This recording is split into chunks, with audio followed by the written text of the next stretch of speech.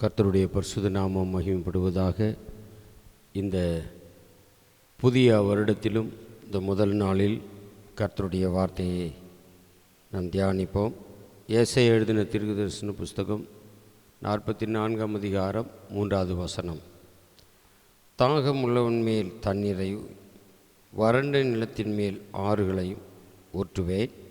உன் சந்ததியின் மேல் என் ஆவியையும் உன் சந்தானத்தின் மேல் என் ஆசீர்வாதத்தையும் ஊற்றுவேன். கர்த்தர் இந்த வார்த்தையை இந்த மாதத்திலும் ஆண்டு முழுவதும் கர்த்தர் நமக்கு ஆசீர்வாதம் தருவாராக. முதல் வசனத்தில் வாசிக்கும் பொழுது, இப்பொழுதும் என் தாசனாகிய யாக்கோபே, நான் தெரிந்து கொண்ட இஸ்ரவேலே கேள். உன்னை உண்டாக்கினவரும் தாயின் கர்ப்பத்தில் உன்னை உருவாக்கினவரும் உனக்கு துணை செய்கிறவருமாகிய கர்த்தர் சொல்லுகிறதாவது, என் தாசனாகிய யாக்கோபே, நான் தெரிந்து கொண்ட யெஷூரனே, பயப்படாதே. கர்த்தர் தம்முடைய ஜனங்களுக்கு கொடுக்கிற வாக்கு தத்தம். ஆண்டவர் யாக்கோபினுடைய சந்ததியை, இஸ்ரவேல் மக்களை பார்த்து ஆண்டவர் சொல்லுகிறது, நான் தெரிந்து கொண்ட இஸ்ரவேல், நான் தெரிந்து கொண்டேன். ரெண்டாவது, உன்னை நான் உண்டாக்கினேன், தாயின் கர்ப்பத்தில் உன்னை உருவாக்கினேன், உனக்கு துணை செய்தேன். நான் உனக்கு சொல்லுகிறேன், நீ பயப்படாதே. நான் உன் சந்ததியின் மேல் என் ஆவியை ஊற்றுவேன், உன் சந்தானத்தின் மேல் என் ஆசீர்வாதத்தையும் ஊற்றுவேன் அப்படின்னு சொன்னார். இந்த காலை நேரத்திலும் தேவனால் தெரிந்து கொள்ளப்பட்ட யாக்கோபினுடைய சந்ததியை கர்த்தர் தமக்கு சொந்த ஜனமாய் இருக்கும்படி கர்த்தர் தெரிந்து கொண்டார். தெரிந்து கொண்ட தம்முடைய ஜனங்களை ஆண்டவர் அற்புதமாய் கூட இருந்து வழி நடத்தினார். தம்முடைய ஜனங்களுக்கு விரோதமாக எழும்புகிற காரியங்களை எல்லாம் அவரே முன்னின்று எல்லாவற்றிலும் விடுதலை தந்து நடத்துகிறார். அது மாத்திரமில்ல, இன்னும் என் ஜனங்கள் கர்த்தருக்காக, எனக்காக அவர்கள் எழும்பி பிரகாசிக்க வேண்டும். இன்னும் எனக்காக ஆசீர்வாதமாய், மற்ற ஜனங்களை விட ஆசீர்வாதமாய் என் ஜனங்கள் இருக்க வேண்டும் என்று சொல்லி விரும்பி கர்த்தர் அவர்களை, உன் சந்ததியின் மேல் என் ஆவியை ஊற்றுவேன், உன் சந்தானத்தின் மேல் என் ஆசீர்வாதத்தையும் ஊற்றுவேன் அப்படின்னு சொன்னார். இந்த காலை நேரத்திலும் தம்முடைய ஜனங்கள் மேல் கர்த்தருடைய ஆவியை ஊற்றி ஆண்டவர் மற்றவர்களை விட வித்தியாசமாய் பயன்படுத்துவதற்கு கர்த்தர் விரும்பினார். என் ஆவியை ஊற்றுவேன் என்று சொன்னவர், பழைய ஏற்பாட்டில் ஆண்டவர் ஒரு குறிப்பிட்ட நபரை, ஒரு மனிதனை தெரிந்து கொண்டு அவனை அபிஷேகம் பண்ணி, கர்த்தர் எதற்காக அபிஷேகம் பண்ணுகிறாரோ அந்த நோக்கத்தை நிறைவேற்றி முடிக்கிறார். குறிப்பாக சொல்லப்போனால் தாவீதை கர்த்தர் தெரிந்து கொண்டார். தாவீதை தெரிந்து கொண்டார். இஸ்ரவேலினுடைய சந்ததியில் வந்தவன். ஆகவே தாவீதை தெரிந்து கொண்டு கர்த்தர் தாவீதை என்ன செய்தார்னா ஆசீர்வதித்தார், அவனை அபிஷேகம் பண்ணார். அவருடைய ஆவியினால் அவனை நிரப்பி ஆண்டவர் அவனை நடத்தினார்.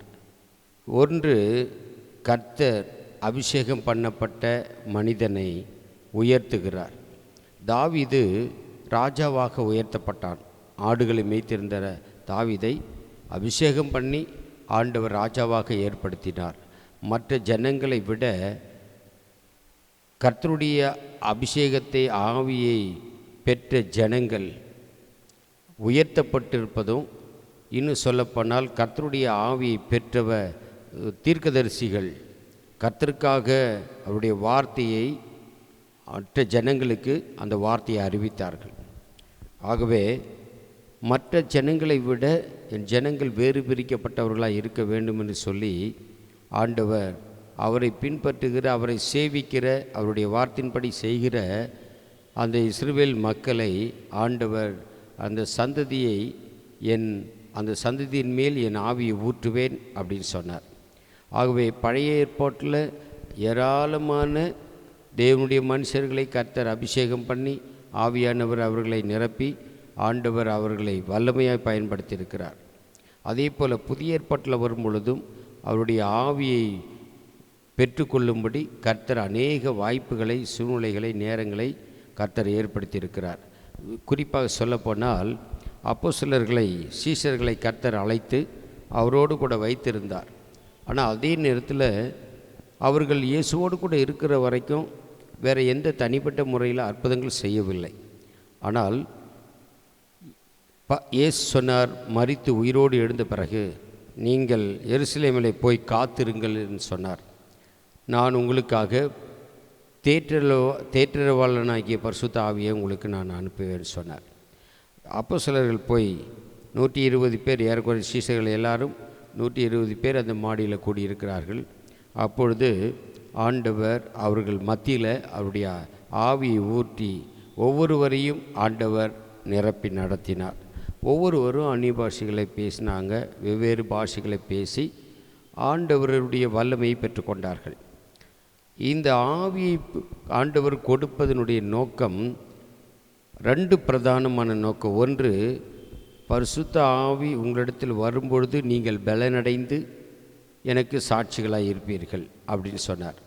அப்போது இந்த தேவனுடைய ஆவியை பெற்ற ஜனங்கள் மற்றவர்களை விட பலனாக இருக்க வேண்டும். ஒன்று. 2வது, பூமி எங்கும் தம்முடைய ஆவி பெற்ற பிள்ளைகள் சாட்சிகளாக இருக்க வேண்டும். இந்த பிரதானமான நோக்கம் நிறைவேறுவதற்கு ஆண்டவர் தம்முடைய ஜனங்களை தெரிந்து கொண்டார். அதே போல் அப்போஸ்தலர்களை அபிஷேகம் பண்ணப்பட்ட பிறகு, அந்த மேல் வீட்டு அறையில் அந்த வல்லமையை பெற்ற பிறகு அப்போஸ்தலர்கள் எல்லாரும் கர்த்தருடைய பலத்தை பெற்று கொண்டவர்கள். எழும்பி கர்த்தருக்காக அற்புதங்களை செய்தார்கள். அது மாத்திரம் இல்லை, எத்தனை தடைகள், போராட்டங்கள், நிந்தனைகள், எதிர்ப்புகள் வந்தாலும் அதில் தேவ பலத்தில் உறுதியாக நின்றார்கள். மரணம் வந்த நேரத்திலும் கூட மரணத்தையும் சந்திப்பதற்கு அவர்கள் உறுதியாக இருந்தார்கள். ஏன்னு சொன்னால், கர்த்தருடைய வல்லமையை பெற்றவர்கள். கர்த்தருடைய அந்த அபிஷேகத்தை பெறும்பொழுது கர்த்தர் அந்த தைரியத்தை கர்த்தர் கொடுக்கிறார். அடுத்தது ஸ்தோத்திரம். இவர்கள் மூலம் நிறைய அற்புதங்களை கர்த்தர் செய்தார். இதே போல் இந்த கடைசி நாட்களில் ஆண்டவர் சொன்னார், அது மாத்திரம் இல்லை, கர்த்தருடைய ஆவி பெற்ற பிள்ளைகள் இந்த பூமியில் அநேகர் கர்த்தரை பின்பற்றின அவருக்கு சொந்த ஜனமாக இருக்கக்கூடிய பிள்ளைகள் ஆசீர்வதிக்கப்பட்டார்கள். ஆபிரகாம் ஆசீர்வதிக்கப்பட்டிருந்தான், ஈசாக்கு ஆசீர்வதிக்கப்பட்டிருந்தார், யாக்கோபை கர்த்தர் ஆசீர்வதித்தார். இன்னும் அதுக்கு பிறகு வந்த சந்ததிகளை எல்லாம் கர்த்தர் ஆசீர்வதித்திருந்தார். தாவீதை ஆசீர்வதித்தார், சாலமோனை ஆசீர்வதித்தார். இன்னும் எலியா தீர்க்கதரிசிகளை எல்லாம், மோசேயே, இப்படிப்பட்டவர்களை எல்லாம் கர்த்தர் ஆசீர்வாதமாய் உயர்த்தி கர்த்தர் கனப்படுத்தி வைத்திருந்தார். ஆகவே கர்த்தருடைய ஜனங்கள் நீங்களும் நானும் ஆண்டவராகிய இயேசு கிறிஸ்துவை ஏற்றுக்கொண்டதினால் நீங்களும் நானும் இந்த 2 ஆசீர்வாதங்களை பெறுவதற்கு தகுதி உள்ளவர்களாக இருக்கிறோம். ஒன்று, அவருடைய ஆவியை பெறும்பொழுது கர்த்தர் உயர்த்தி வைக்கிறார். ஒன்று. இன்னொன்று, கர்த்தருக்காக நாம் பலனாய் நிற்கிறோம், கடைசி வரைக்கும் இருக்க ஆவியானவர் நடத்துகிறார். இன்னொன்று, கர்த்தருடைய வல்லமை நம்மூலம் வெளிப்படும்போது அற்புதங்களும் அதிசயங்களும் நடக்கிறது. ஆகவே 2வது காரியம், இந்த தேவனுடைய பிள்ளைகளாய் நீங்களும் நானும் மாறும் பொழுது ஆண்டவர் உங்களை என்னையும் ஆசீர்வாதத்தின் சுதந்திரவாளியாய் கர்த்தர் நம்மை மாற்றி ஆண்டவர் இந்த பூமி எங்கும் ஆசீர்வாதமாய் கர்த்தர் உயர்த்தி வைக்கிறார். கர்த்தரை நம்புகிறவன் செழிப்பான் சொல்லியிருக்குது. ஆகவே இந்த வேத வசனத்தின்படி இந்த மாதத்தில் ஆண்டவர் நம்மேல் அவருடைய ஆவியை ஊற்றுவாராக, அவருடைய ஆசீர்வாதத்தை கர்த்தர் அளவில்லாமல் ஊற்றுவாராக. இந்த 2 ஆசீர்வாதங்களையும் பெற்று நீங்களும் நானும் கர்த்தருக்காக எழும்பி பிரகாசிக்க கர்த்தர் உதவி செய்வாராக. கண்களை மூடி நம்ம ஜெபம் பண்ணுவோம். இரக்கத்தில் ஐஸ்வர்யமுள்ள நல்ல ஆண்டவரே, இந்த நல்ல காலை நேரத்திலும் ஆண்டவரே உம்முடைய கரத்தில் எங்களை ஒப்பு கொடுக்கிறோம். எங்கள் மேல் உம்முடைய ஆவியை ஊற்றுகிறவர், எங்கள் மேல் உம்முடைய ஆசீர்வாதத்தை பொழிகிறவர். இந்த 2 ஆசீர்வாதங்களுக்கும் நாங்கள் தகுதியாய் ஆண்டவரை இருந்து அந்த ஆசீர்வாதங்களை பெற்று அனுபவிக்க ஆவியானவர் விடுதலை தந்து நடத்துவீராக. ஆண்டவரை எங்களுக்கு மாத்திரமல்ல, எங்களுடைய சந்ததி முழுவதும் ஆண்டவரே உம்முடைய ஆவியை பெற்றுக்கொள்ளவும், உம்முடைய ஆசீர்வாதத்தின் சுதந்திரத்தை பெற்றுக்கொள்ளவும் ஆண்டவர் உதவி செய்வீராக.